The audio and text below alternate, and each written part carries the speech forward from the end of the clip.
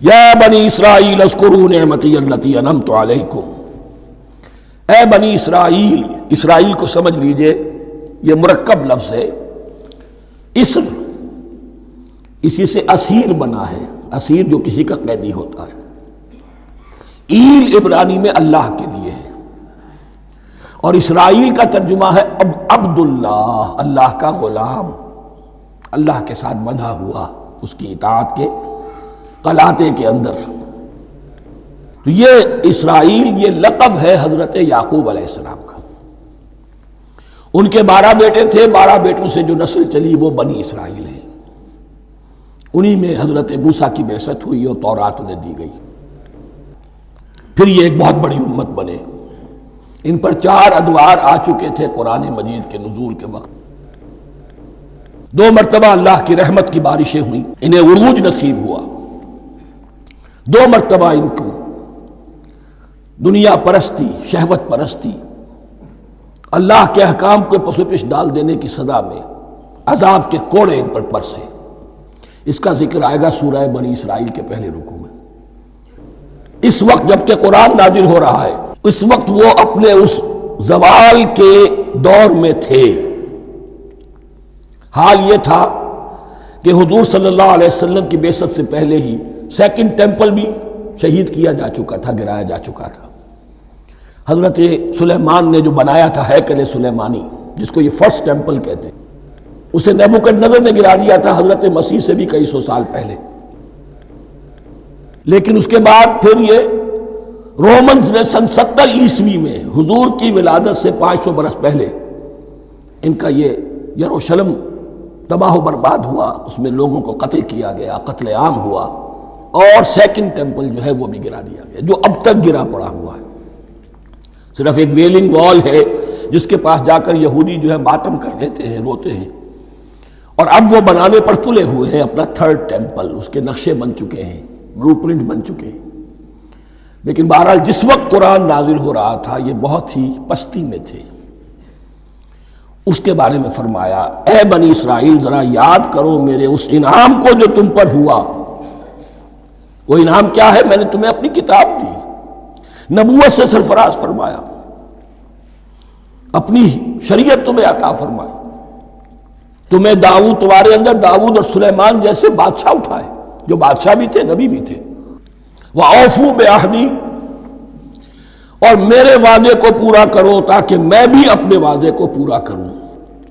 یہ وعدہ ہے جو کتاب استثناء جو ہے اولڈ ٹیسٹمنٹ کی، ڈیوٹرانومی، اس کے 18ویں باب کی آیت نمبر 18 اور 19 میں ہے۔ حضرت موسیٰ سے خطاب کر کے اس میں اللہ نے یہ الفاظ فرمائے، میں ان کے بھائیوں میں سے تیرے مانند ایک نبی برپا کروں گا اور اس کے منہ میں اپنا کلام ڈالوں گا، اور وہ وہی کچھ بتائے گا جو میں اس سے کہوں گا۔ یہ گویا کہ حضرت موسیٰ علیہ السلام کی امت کو بتایا جا رہا تھا کہ نبی آخر الزماں آئیں گے اور تمہیں انہیں قبول کرنا ہے۔ قرآن مجید میں اس کا بڑا تفصیلی ذکر سورہ اعراف میں آئے گا انشاءاللہ، لیکن یہاں فرمایا اوفوا بعہدی اوف بعہدکم، تم میرا عہد پیرا پورا کرو، میرے اس نبی کو تسلیم کرو، اس پر ایمان لاؤ، اس پر کی صدا پر لبیک کہو، تو میں تمہیں میرے انعام و اکرام اور بڑھتے چلے جائیں گے۔ وَإِيَّايَ فَارْهَبُونِ، اور صرف مجھ سے ڈرو۔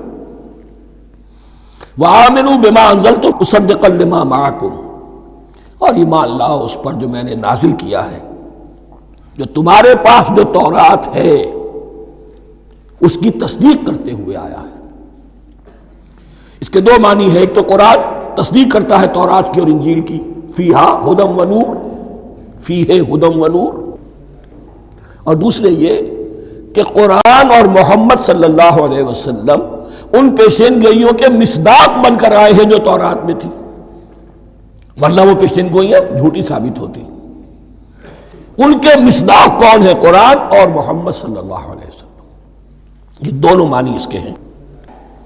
وَآمِنُوا بِمَا أَنزَلْتُ مُصَدِّقًا لِمَا مَعَكُمْ وَلَا تَكُونُوا أَوَّلَ كَافِرٍ بِهِ، اور دیکھو تم ہی سب سے پہلے ان کا کفر کرنے والے نہ بن جاؤ۔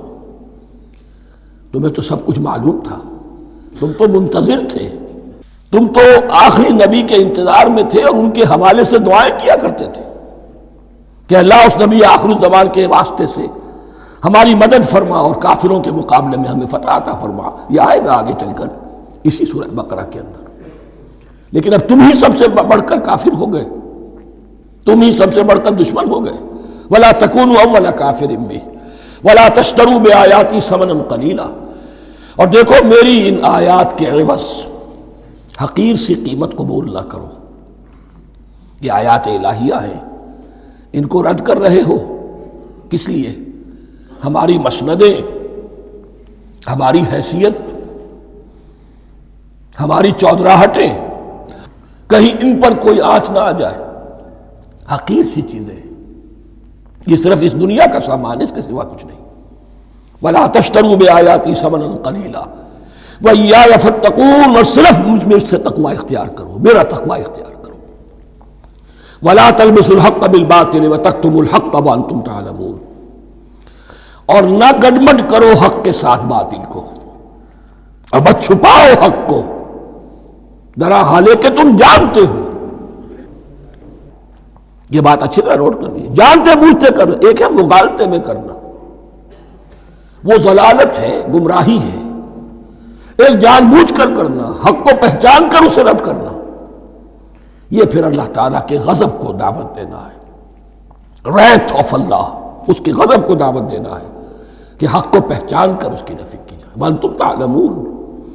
علماء یہود قرآن مجید میں آگے چل کر آئے گا، ایسے پہچانتے تھے محمد کو اور قرآن کو جیسے اپنے بیٹوں کو. یعرفونہ کما یعرفون ابناہم، ایسے پہچانتے جیسے اپنے بیٹوں.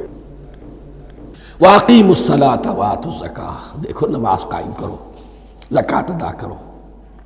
وَارْکَعُوا مَعَ الرَّاکِعِینَ، اور جھکنے والوں کے ساتھ جھکو. یہ اول تو رکوع کو انہوں نے اپنے ہاں سے خارج کر دیا تھا، ثانیاً باجماعت نماز ان کے ہاں ختم ہو گئی تھی. وَارْکَعُوا مَعَ الرَّاکِعِینَ، جماعت باجماعت نماز کی طرف اشارہ ہے.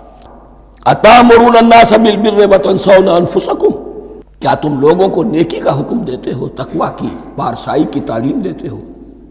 میں کہہ رہا ہوں نا کہ اصل میں مخاطب کون ہے؟ علماء یہود. اس آیت سے ثابت ہو گیا عالم ہمارا بھی جب بھی کھڑا ہوگا اونچے سے اونچا آواز کہے گا، اعلیٰ سے اعلیٰ بات کہے گا. اکثر و بیشتر کا حال یہ ہے کہ ان کا اپنا کردار دیکھیے تو کوئی مناسبت ہی نہیں اس سے کہ جو وہ بات کہہ رہا ہے. جو لوگوں کو دعوت دے رہا ہے اس پر خود عمل نہیں. تو یہی در حقیقت علماء یہود کا کردار بن چکا تھا. أَتَأْمُرُونَ النَّاسَ بِالْبِرِّ وَتَنْسَوْنَ أَنفُسَكُمْ، کیا تم لوگوں کو نیکی کا حکم دیتے ہو اور خود اپنے آپ کو بھول جاتے ہو. وَأَنْتُمْ تَتْلُونَ الْكِتَابَ، اور یہ سب کچھ تم کر رہے ہو اس حال میں کہ کتاب پڑھتے بھی ہو، تورات پڑھتے ہو، صاحب تورات ہو. ہمارے بھی بہت سے علماء کا، علماء سو جنہیں ہم کہتے ہیں، حال یہ ہو چکا ہے.